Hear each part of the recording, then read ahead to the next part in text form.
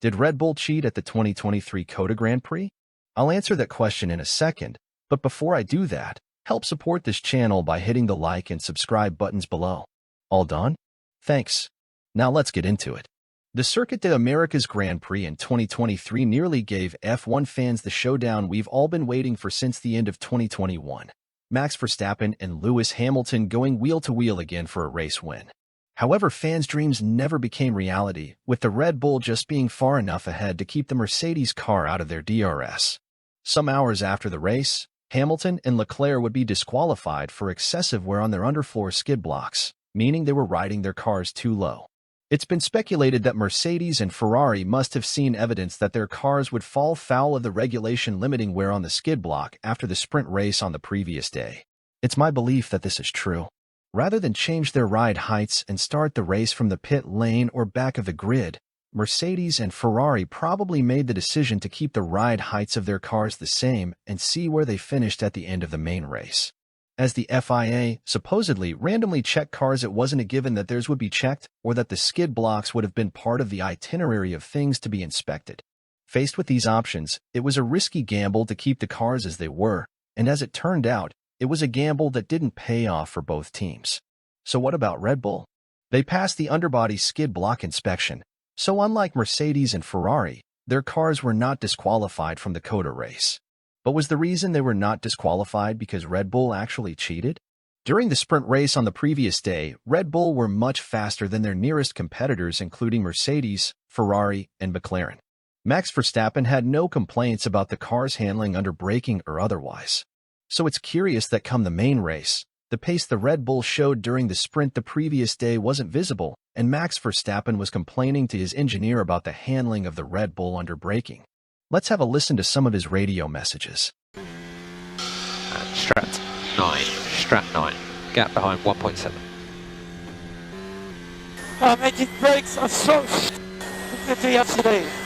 What a piece of crap. Understood. Front wing update, please, for the next stint. Just info at this stage, Max, but time lost to Checo 39.8, braking 11, 12, 20. Yeah, I know, mate, my brakes are just...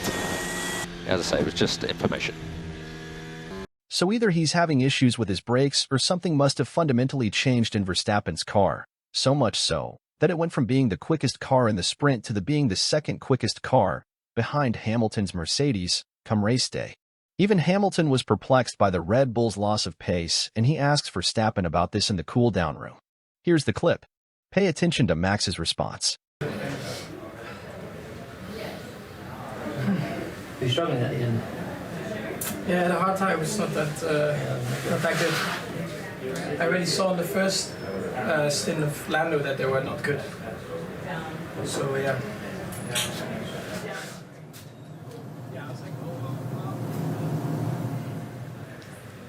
That's weird, isn't it? Max was on the radio to his engineer all race complaining about the braking, and then when he's asked by Lewis if there was a problem with his car, he says he had tire issues. Given that the in-race messages are made public in almost real time, why would he feel the need to tell Lewis something different to what he was telling his engineer? Could the braking issues Max was experiencing during the race be related to why his car was so much slower than it was in the sprint race? My theory is that Max, in his attempt not to give anything away to the inquisitive Hamilton, actually gave something away to perceptive fans. If he was having genuine handling issues with his car that appeared out of the blue, then he would have just said so. So why the subterfuge from Max? Possibly because he knew exactly why he was having issues braking.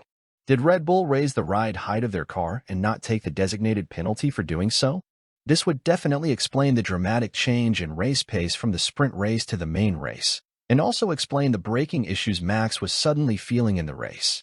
This could also be why, in the cool-down room after the race, Max was reluctant to tell Hamilton the issue he was having, thinking if he mentioned he had issues braking, this might let on that Red Bull had changed the setup between the sprint and the race on Sunday.